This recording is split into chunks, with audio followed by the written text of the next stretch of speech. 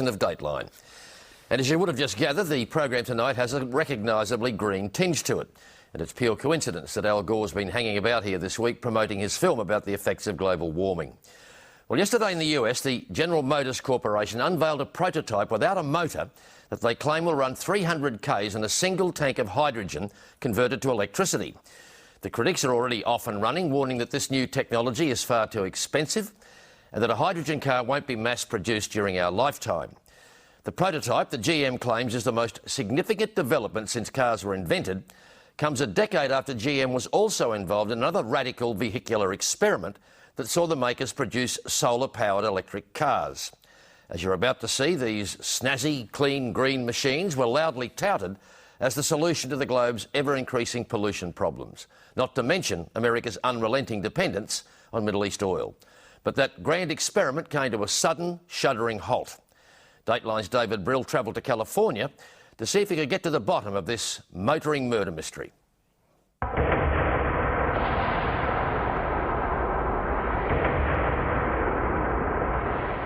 As the price of petrol goes through the roof,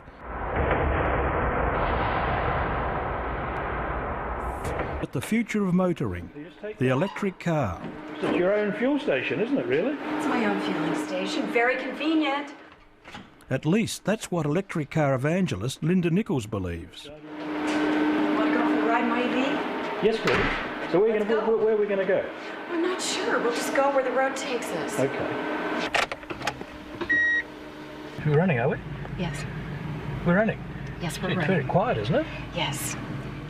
Linda bought her all-electric Toyota RAV4 a decade ago. California wanted to reduce smog and forced its car companies to produce zero-emission vehicles. One of the things I think I enjoy most is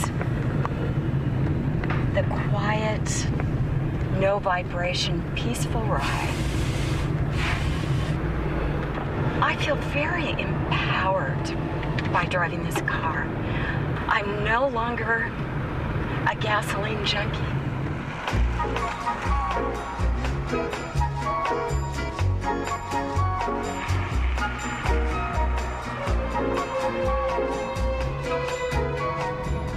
Linda says her car is a dream come true.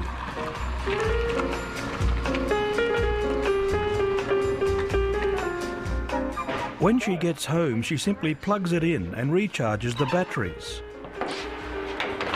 In a few hours, she'll have enough power to drive about 150 kilometres. And that's it? That's it? Her total electricity bill for the house and 2 electric cars is an astonishing $2 a month. That's because she's covered her roof in solar panels. They generate so much electricity, she sells power back to the grid when she's not plugged in. She says that if she charged her car directly from the grid, it would still only cost the equivalent of 20 cents per litre of petrol.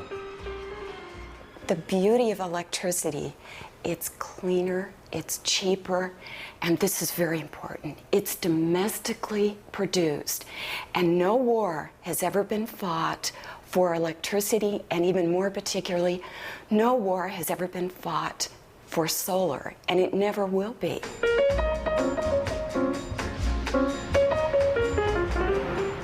This is a free solar-powered public charging station in Los Angeles. One of a network of stations developed in the 90s to support electric vehicles. This is one of those electric chargers. Right. In fact, you basically just push a button in the car and it opens up the charging port right here. Chris Payne is another electric car enthusiast, but his is the only electric car there. The rest are conventional cars using it as a parking station. And that's it? That's it. We used to joke that it only takes 3 seconds to charge an electric car. But I'll want to leave this here for 45 minutes at least to like get a good pop. If you think all this sounds too good to be true, then you're right. Chris Payne is a documentary maker, and his latest feature is Who Killed the Electric Car? In 1996, electric cars began to appear on roads all over California. They were quiet and fast, produced no exhaust, and ran without gasoline. It tells the incredible story of how, after rising to the challenge of producing electric cars in the 90s, California makers dumped the idea soon after.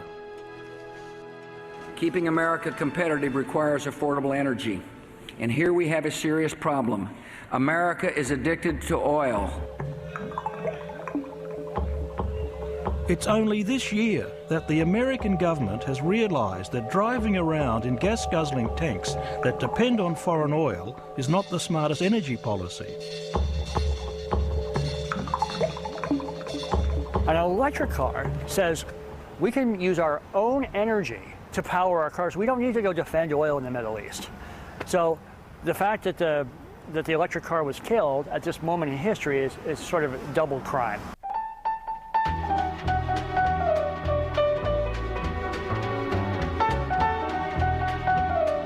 The star of the film is the EV1, an all-electric two-seater, put on the market by General Motors in 1996.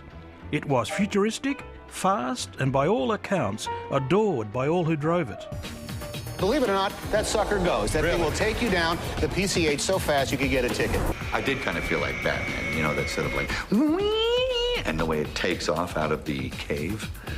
You know, I had this gate that opens and you go. The EV1 in particular was really special just because it was really cool and fast and fun to drive. And one of the things that GM did so right when they set out to make that car was to absolutely shatter the golf cart myth when it comes to electric cars. So you had this cute... Chelsea Sexton was part of the General Motors sales team for the EV1. She's now an activist in a campaign to promote electric cars. According to her, General Motors abandoned the EV1 because it threatened the big players in the industry. You know, what GM didn't count on was those